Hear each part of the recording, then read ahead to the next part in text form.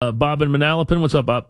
Mike, 2 days ago I was on the phone with you about the Knicks and Porzingis, Yes. and I mentioned the fact that Hornacek won't be there much longer, and you jumped all over. That's right. But you know what? Bob, I could change my mind when I see players come out. I'm smart enough to change my mind when I see players come out and kill a coach.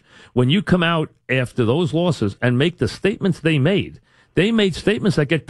That's the reason he'd get fired. They came out and made crazy statements. I'm reacting to the statements. They came out and made outrageous statements about practice. You didn't know what was going on in practice, Bob. Nor did I.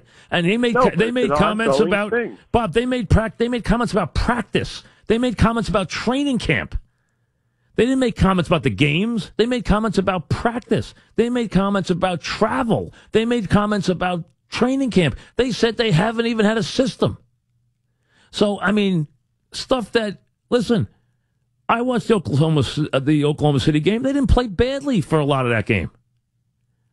They played okay in that game. And they got beat late. I mean, that's going to happen. I didn't see the second game where they got off to a fast lead and then lost home to game 2 Detroit. And then they got blown out by the Celtics. That's their 3 games. But, the first game I thought they played okay.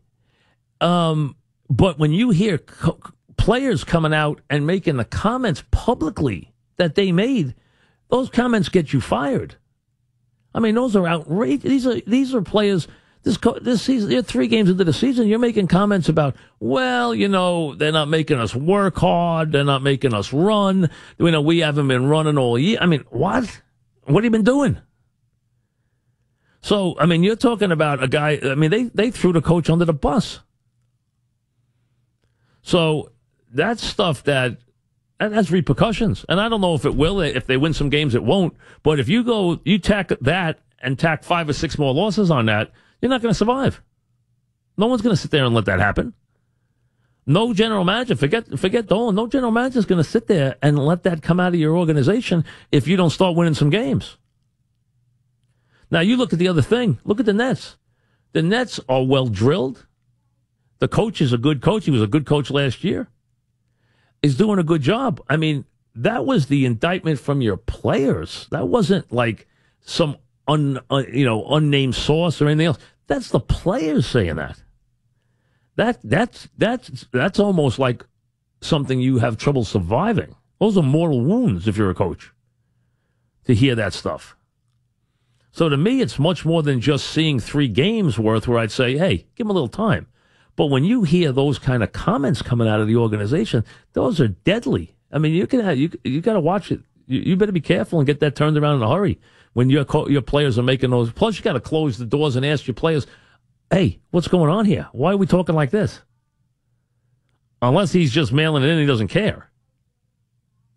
But I didn't see that in game 1. Game 2 probably should have won the game. They didn't. And game 3, they got blown out. So in Boston. But right now, I mean, they need to turn around and play much better. No question about it. But to me, the thing I'm reacting to is not really even their play over the first 3 games. I can live, I can live with the play over a couple of days. What I'm talking about is the reaction from the players. I mean, which is damning. So, I mean, that's stuff that if you're a head coach, you better be careful when players are making comments like that. Those are pretty outrageous comments. So, I mean, that's what I'm reacting to. I mean, I'm not going to ignore those. If you got players saying stuff like that, that's gonna, and nor is the team going to ignore it. So he better snap too, especially with stuff like that being said all the time. Update time.